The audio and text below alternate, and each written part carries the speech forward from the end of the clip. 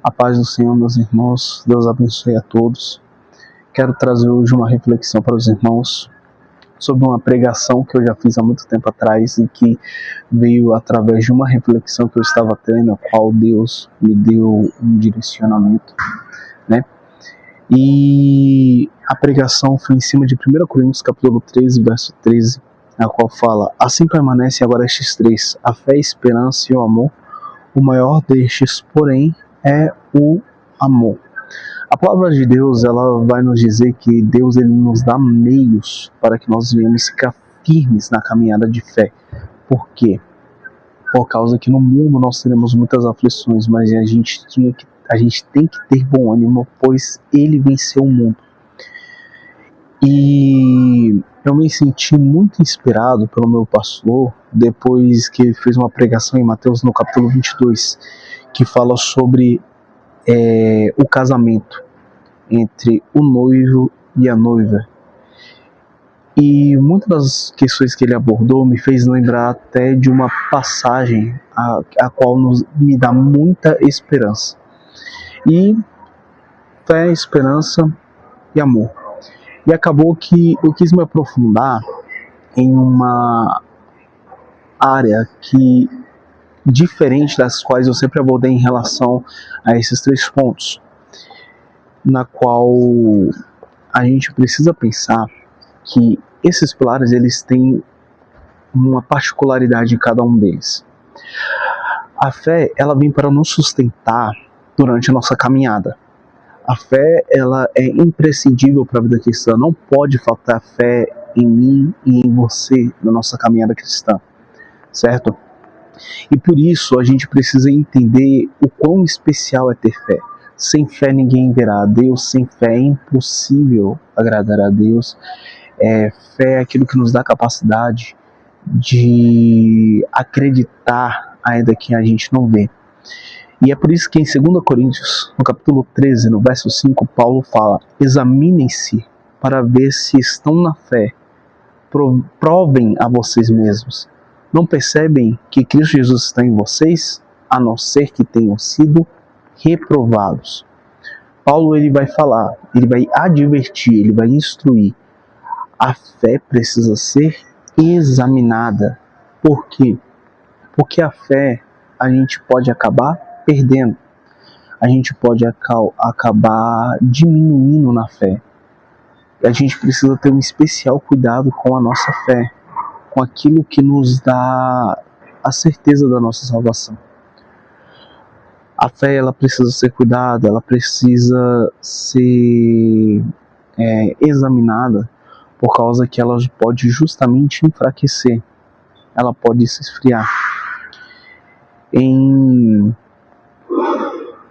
1 Timóteo, no capítulo 18, verso 19, Paulo, explicando a Timóteo, fala: essa é a demonstração que faço a você, meu filho Timóteo, segundo as profecias que anteriormente foram feitas a seu respeito, que firmada nelas você combata o bom combate, mantendo a fé e a boa consciência, porque alguns, tendo rejeitado a boa consciência, vieram a naufragar na fé. Quando nós ignoramos isso, podemos acabar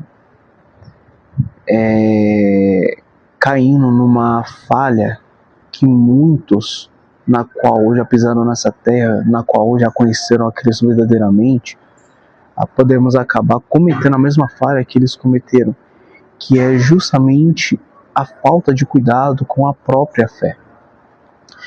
Paulo, ele vai explicar que se nós não tomarmos cuidado, nós incorremos no perigo de naufragarmos na fé por não preservarmos a boa consciência. Nós precisamos entender que a fé, ela se sustenta na obediência, ela vai se sustentar na oração, ela vai se sustentar na perseverança, ela se sustenta na comunhão com Deus, entendeu? Ela se sustenta em você decidir que no ato de aquilo não ser do jeito que você quer, ainda está em conformidade com os planos de Deus. Porque tudo coopera para o bem. A gente pode examinar isso quando lemos Êxodo no capítulo 13, verso 17 e 18. Nós vemos quando os israelitas estavam saindo do Egito, eles estavam prontos para lutar.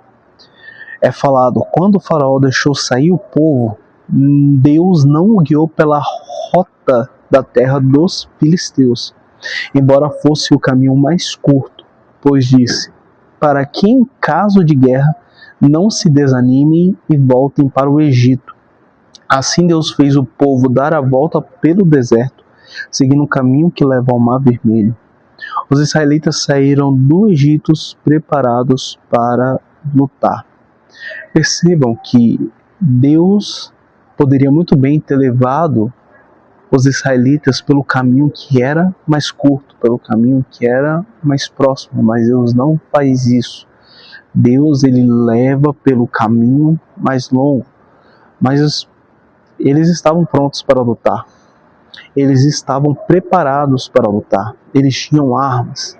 Podemos conjecturar, eles afiaram as foices, eles estavam preparados, mas mesmo assim, Deus não permitiu que eles fossem pelo caminho mais curto, por causa que, caso eles lutassem e desanimassem, tinha o perigo deles voltarem para o Egito, ou seja, voltarem a estaca zero. Deus, ele tinha um plano para a vida dos israelitas, e esse plano não podia ser frustrado simplesmente pelo desânimo deles. Deus estava preservando os israelitas. O que isso significa? Significa que Deus tinha um plano maior e melhor do que fazer os israelitas lutarem. Não importa quanto tempo iria levar, Deus não estava preocupado com o tempo que seria necessário o povo de Israel chegar até a terra prometida.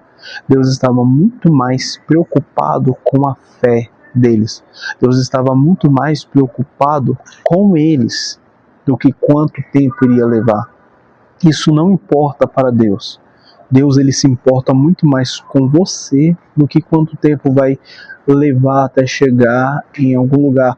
Porque se isso for assim, fazer você desviar, como seria no caso dos israelitas, se for para fazer você te destruir, então não é o caminho que Deus vai escolher. Deus, ele vai escolher o melhor caminho para a minha e para a sua vida.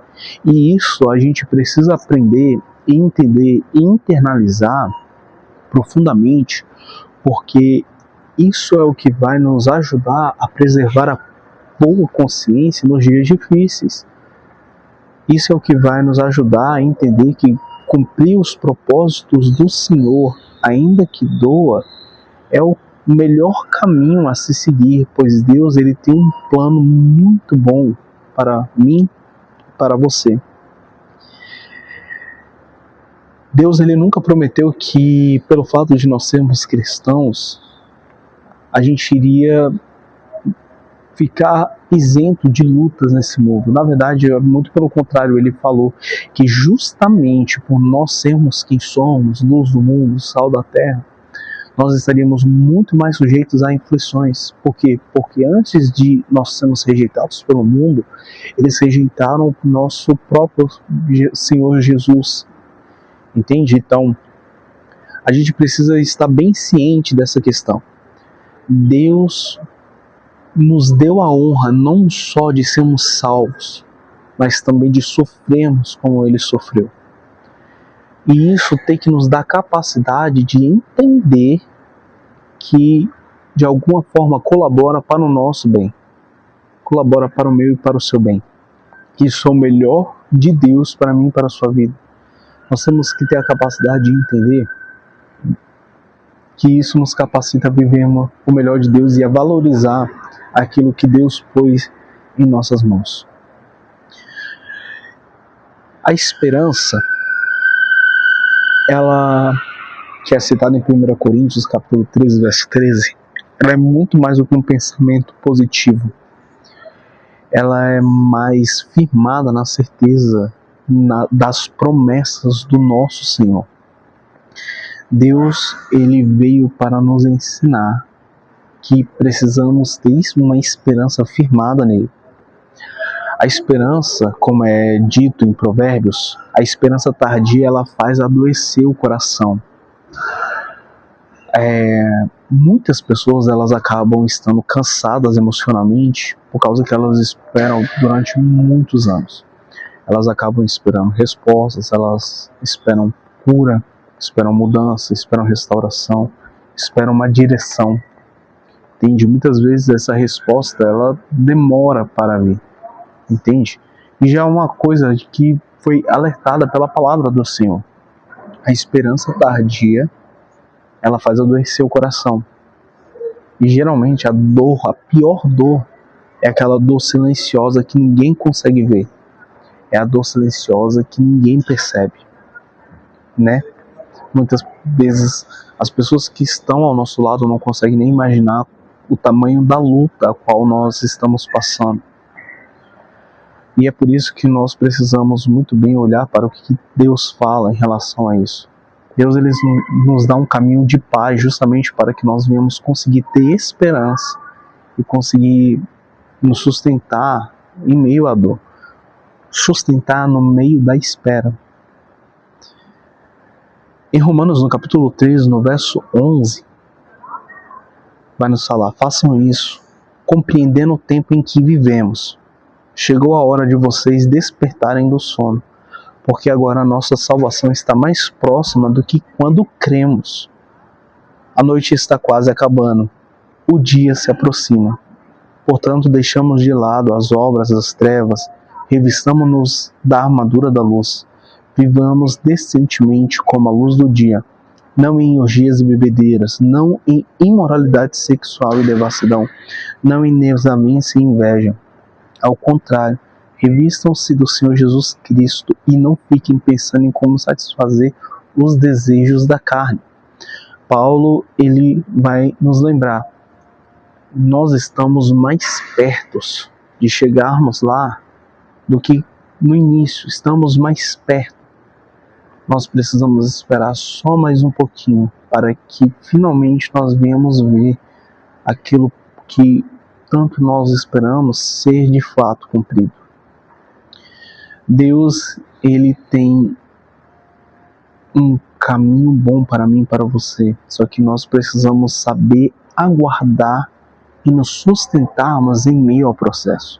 Acreditem quando eu digo que uma das piores batalhas para aquele que está caminhando na fé é justamente a batalha contra o tempo. O tempo geralmente é o agente mais cruel que nós conhecemos pessoalmente.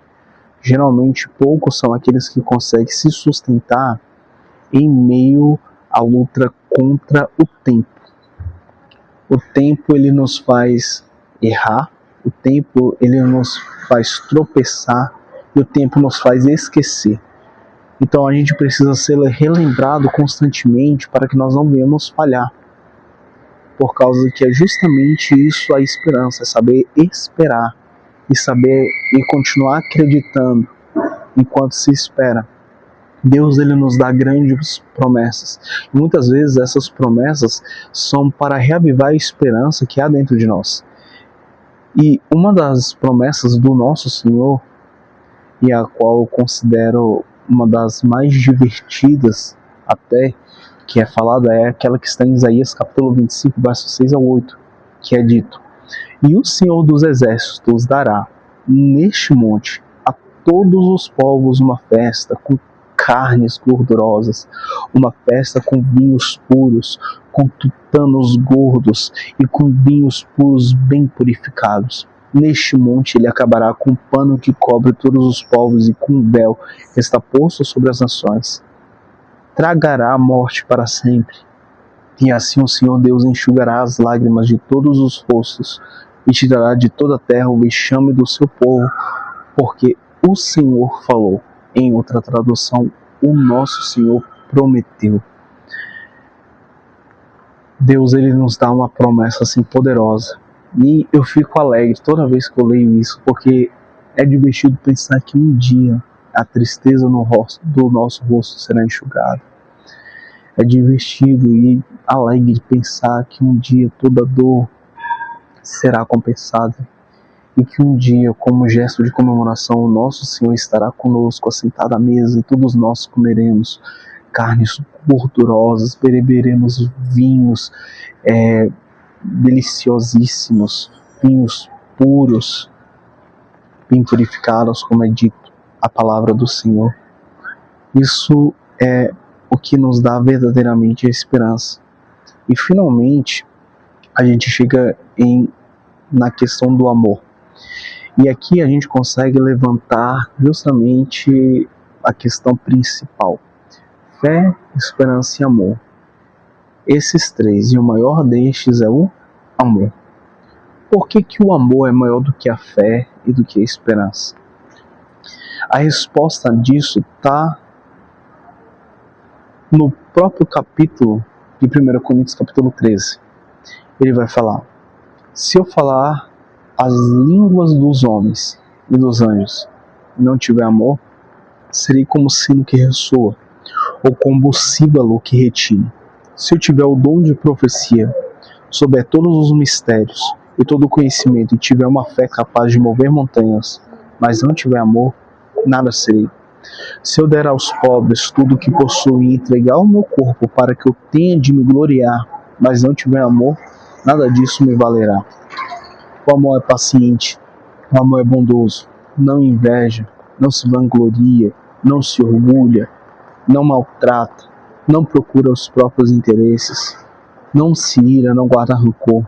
O amor não se alegra com a injustiça, mas se alegra com a verdade. Tudo sofre, tudo crê, tudo espera, tudo suporta.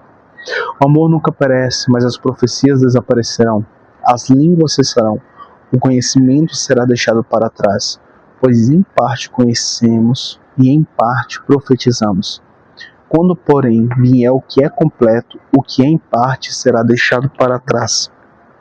Quando eu era menino, falava como menino, pensava como menino, raciocinava como menino. Quando me tornei homem, deixei para trás as coisas de menino. Agora, pois, vemos apenas um reflexo, como em espelho, mas um dia veremos face a face. Agora conheço em parte, mas um dia conhecerei plenamente, da mesma forma que sou plenamente conhecido. Assim permanecem agora estes três: a fé, a esperança e o amor. O maior destes, porém, é o amor. Quando lemos em 1 Coríntios 13, falando sobre o amor, nós percebemos que o amor ele é mais do que um sentimento, como popularmente é explicado, ou exemplificado, ou demonstrado por aí. O amor ele é uma decisão. E essa decisão vem a partir de uma boa dádiva.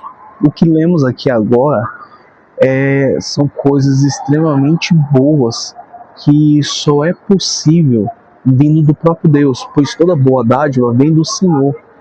E essa boa dádiva, ela é representada a partir de uma decisão que só pode ser pura, tão pura quanto o próprio Deus.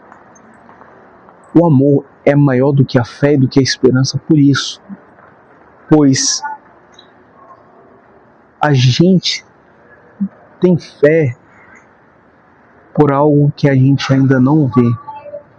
O princípio da fé é justamente esse: é crer ainda que não vê. É você acreditar que está lá ainda que você não possa tocar. Mas um dia nós veremos.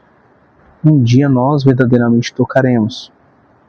Então nós não esperamos mais, não precisaremos esperar mais ter fé, justamente por isso.